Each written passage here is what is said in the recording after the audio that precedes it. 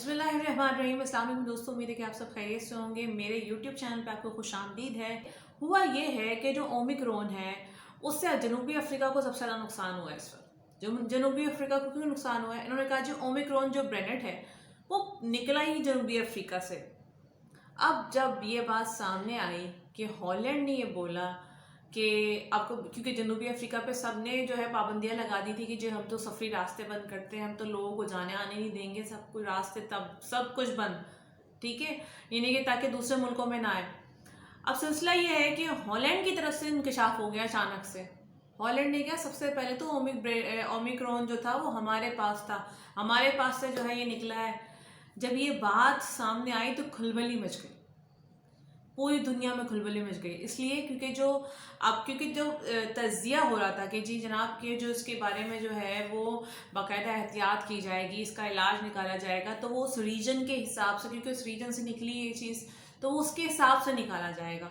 लेकिन अब क्योंकि ये हॉलैंड से निकली है तो ये बड़ी मुश्किल होगी, क्योंकि वो तो उस पर काम कर रहे थे, अब इनकी रिसर्च रुक जाएगी।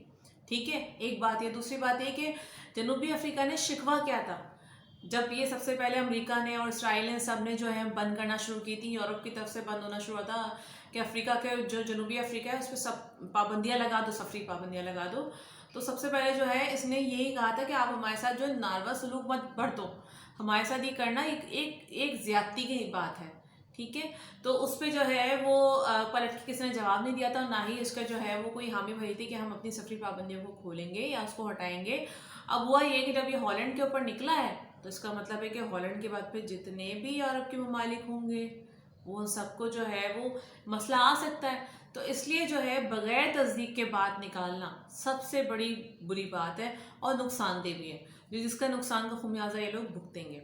अब मैं आपको दूसरी न्यूज़ सुनाती हूँ। दूसरी न्यूज़ क्या है? दूसरी न्यूज़ ये है कि पाकिस्तान में जो है वो OIC का इजलास 17 दिसंबर को हो रहा है, और ये ख़ास तौर पे सऊदी अरब ने जो है वो बुलवाया है अफगानिस्तान के लिए, अफगानिस्तान की सूरत हाल को देखते हुए।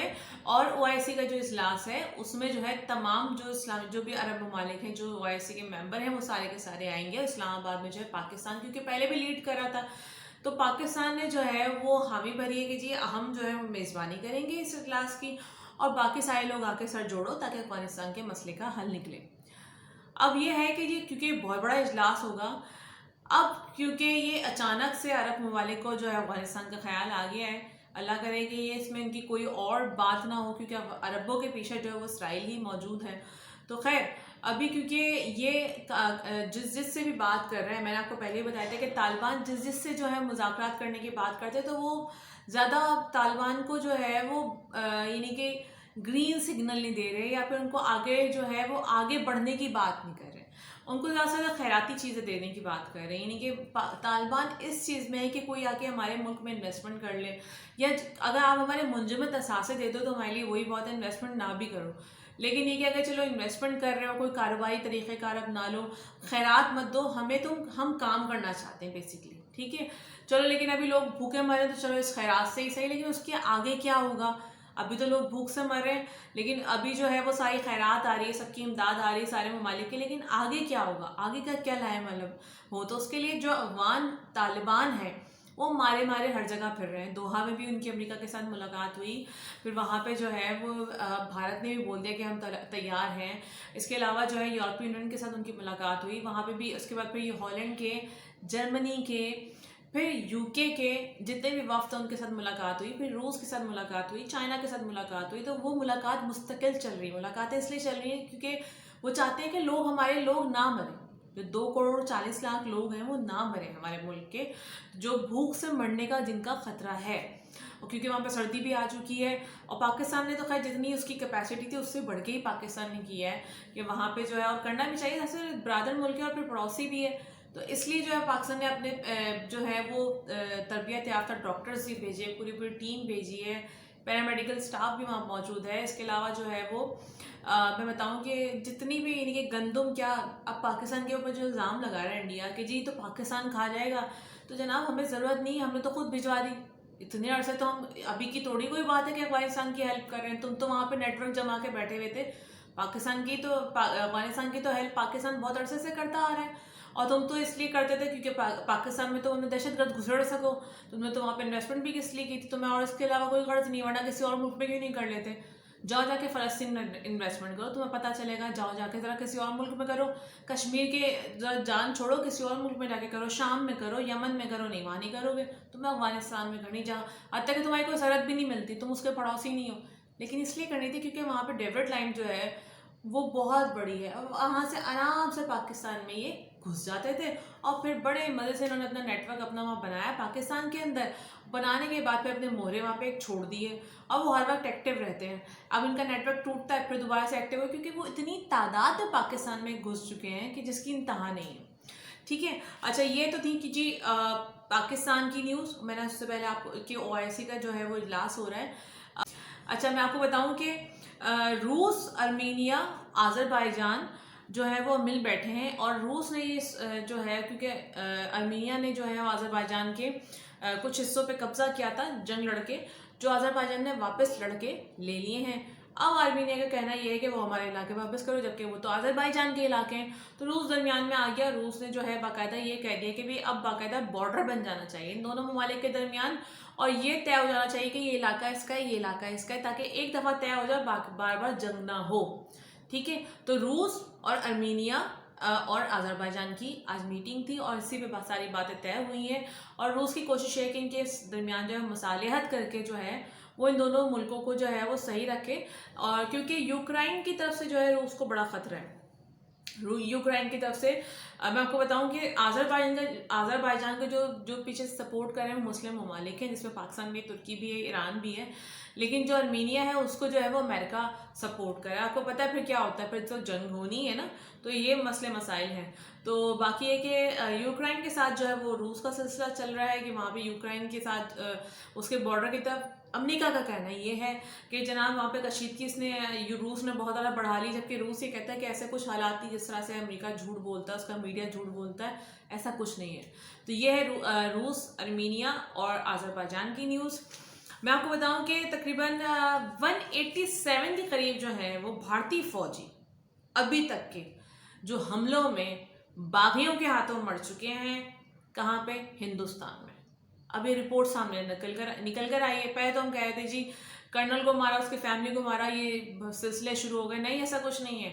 बागी इनके फौजियों को अच्छा खासा मार चुके हैं। ये इंडियन मीडिया बताता नहीं, क्योंकि गोदी मीडिया है वो तो। जनाब इनके 187 के करीब जो इनके फौजियों को मार दिया है। सोचे फौजियों को मारा है, किसने मारा? बागियों ने, जो वहीं पे रहते हैं उनको पता है। ठीक है, उन्होंने मारा। कोई ऐसा नहीं कि किसी रॉके एजेंट ने आके पाकिस्तानी फौजी को मार दिया, वो वाला सिलसिला नहीं है। इनके अपने बागियों ने मारा है, जो कि वहाँ पे आतंकवादी हैं, अपने लोग हैं, जो कि चाहते हैं कि हमें जो फ्रीडम दे दो, हम फ्री मुल्क चाहते हैं। ठीक है, जिसको वो दे नहीं रहे। क्यों? क्योंकि वो जो है वो इनजस्टिस बहुत है वहाँ पे, इनइक्वालिटी बहुत ज़्यादा वहाँ पे बढ़ चुकी है इंडिया में। तो वहाँ पे मैंने आपको पहले ही बता चुकी हूँ कि 70 के करीब जो है तरीके चल रही हैं इस वक्त, और जिसमें जो है ये कहा जाता है कि अगर यही सब कुछ चलता रहा तो 2025 में टुकड़े टुकड़े हो जाएगा इंडिया। ठीक है, मैं अपनी तरफ से कोई नफरत का इजहार नहीं कर रही, लेकिन मैं आपको बता रही हूँ कि एक रिपोर्ट है, वर्ल्ड रिपोर्ट है। ठीक है, अच्छा ये तो थी जी इंडियन फौजियों की रिपोर्ट। अब हुआ ये है कि जो कश्मीर में कश्मीरी मुजाहिदीन थे वो तो लड़ रहे थे, और उसके बाद फिर ये हुआ कि जी जो भारतीय फौजी हैं उनको अजीबो गरीब सी जो है वो सूरत हाल पेश आने लगी कि जब वो जंगल में जाते थे तो उनको अजीब सी गैर जो है वो ऐसी हरकतें होने लगती थी जो कि किसी इंसान की तरफ से नहीं होती थी। मतलब उनको लगता था वहाँ पे कोई जिन्नात जो उनको तंग करते हैं जंगल के अंदर, और वो ही उनके साथ लड़ाई कर रहे हैं। अब हुआ ये है कि जो फौजी थे वो बीमारी का शिकार हो गए थे, मैंने आपको कल की न्यूज़ में बताया था, और वो अजीबोगरीब बीमारी का शिकार हुए। तो कितने फौजी जो है वो मारे गए, यानी कि वो गायब हो गए। तो उसके बाद पता चला कि वो तो मरे पड़े, और वो किसी बीमारी से मरे थे, फिर उनमें ओमिक्रॉन भी फैल गया था। तो हुआ ये है कि अब वो तंग आ गए, और तंग आके जो है वो कश्मीर के लोगों को तो पहले भी मारे थे, अब उन्होंने कहना शुरू कर दिया कि ये पाकिस्तान से आया है, ये पाकिस्तान से आतंकवादी आया है, ये यहाँ से भाग गया था फिर पाकिस्तान से वापस आया। तो तुम्हारा बॉर्डर इतना कमज़ोर है, तुम्हारे वहाँ पे जो फोर्स खड़ी है इतनी ज़्यादा कमज़ोर है कि वो पाकिस्तान से आना जाना करने दे रही है। ठीक है, अब मैं कल एक चीज़ देखी थी, कश्मीर वाला टीवी के मैं आपको रेफरेंस दे रही हूँ। वहाँ पे एक क्लिप चल रहा था, बाकायदा खवातीन थी और 3 खवातीन थी, और वो प्रोटेस्ट कर रही थी बैठ के प्रेस से कि जी हमें जो है वो जाने नहीं दे रहे, हमारे वापस जो है वो आज़ाद कश्मीर, ये जो पाकिस्तान का कश्मीर है उस पर जाने नहीं दे रहे, जबकि जो है वो इंडिया ये कहता है कि जी दोनों कश्मीर एक है, कोई मसला नहीं, आने जाने का कोई चक्कर नहीं है, तो जब आपने कोई रास्ता नहीं खोला तो हम वापस कैसे जाएं। अब वो वापस जाना चाहती हैं आज़ाद कश्मीर, ठीक है।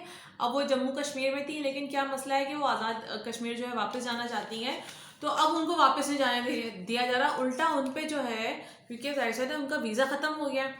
तो हुआ ये कि जो उनके पास वैलिड पासपोर्ट है, वो कहती है जी वैलिड पासपोर्ट हमारे पास मौजूद है, आप जो है वो हमारी बात तो सुनो। तो अब उन पे इतने अरसे से, यानी कि तकरीबन 6 साल हो चुके हैं इस बात को, और अब उनके ऊपर जो है बाकायदा मुख्तलिफ इल्ज़ाम के बाद जो है उनकी कोर्ट में हेयरिंग्स होनी है, ठीक है। वो कहते हैं जी हमें रोज़ जो है वो खड़ा होना पड़ता है कोर्ट में, अब हम जो है वो कहीं हमें कोई कमा के नहीं खिला रहा, बल्कि हम लोग मजदूर लोग हैं, हम लोग यहीं पे मजदूरी करके कमा रहे हैं, क्योंकि कोई और रास्ता ही नहीं है।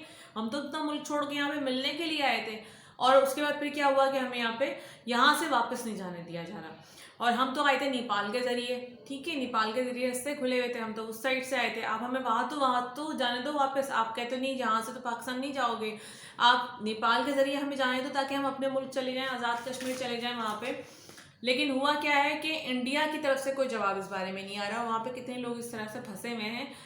और अब वहाँ के जो जवान हैं कश्मीरी मुजाहिदीन की शक्ल में आना शुरू हो गए, यानी कि क्योंकि अब वो थक गए हैं लड़ लड़ के। जो लोग रुक गए थे, ठीक है, दरमियान में ऐसा भी हुआ था कि थोड़ा सा रुक गए थे, जो कश्मीरी लोग थे वो रुक गए थे, क्योंकि इन्होंने बड़े वादे करना शुरू कर दिए थे कि हम कश्मीरियों को उनका हक देंगे, हम डेवलप करेंगे। हुआ ये कि इनकी असलियत 2 मिनट में खुल के सामने आई थी, जैसे अभी खालिस्तान की तहरीक में इनकी खुल के सामने आई, किसानों के जो बिल था उसमें खुल के इनकी सामने आ गई थी, पहले हाथ जोड़ के माफ़ी मांग ली, ठीक है, उसके बाद फिर कहते जी हमने जब बोला थोड़ी कि हर बात मानेंगे, तो ऐसे ही इनकी असलियत खुल के कश्मीर में भी सामने आई, और फिर इन्होंने मुसलमानों को जो मारना शुरू किया वहाँ पे। और अब ये सिलसिला है कि वहाँ पे जो जवान हैं लड़के, उन्होंने फैसला किया है कि अब हम कश्मीरी मुजाहिदीन बनेंगे, ठीक है, जितने भी लड़के हम मौजूद हैं, क्योंकि वो खून रोज़ रोज़ देख के जवानों का, और जवानों को उठा के ले जाते हैं, जहाँ सर्च ऑपरेशन करते हैं वहाँ से ख़वातीन को उठा के ले जाते हैं, जवानों को उठा के ले जाते हैं। तो होता क्या है, होता सिलसिला ये है कि अब उन्होंने फैसला किया कि अब आर या पार, अब वो सारे के सारे तकरीबन 50,000 के करीब जो लोग हैं वो शामिल हो रहे हैं कश्मीरी मुजाहिदीन में, और हो चुके हैं, बल्कि समझ लो, ठीक है, जा चुके हैं, कश्मीरी मुजाहिदीन में शामिल हो चुके हैं। और अब उनका फैसला ये है कि अब जो है वो हम इंडिया को अब हम बताएंगे, ठीक है, अब हम बताएंगे कि हमें किस तरीके से आज़ादी लेनी है, अब हम बताएंगे कि तुम्हें बताएंगे लड़के, क्योंकि तुम वैसे तो हमें नहते जान की जो मारते रहते हो, अब हम तुम्हें बताएंगे कि आज़ादी कैसे ली जाती है। तो ये थी अब तक की न्यूज़, इतना बहुत ख्याल रखिएगा, नेक्स्ट वीडियो में फिर मुलाकात होगी, अल्लाह हाफ़िज़।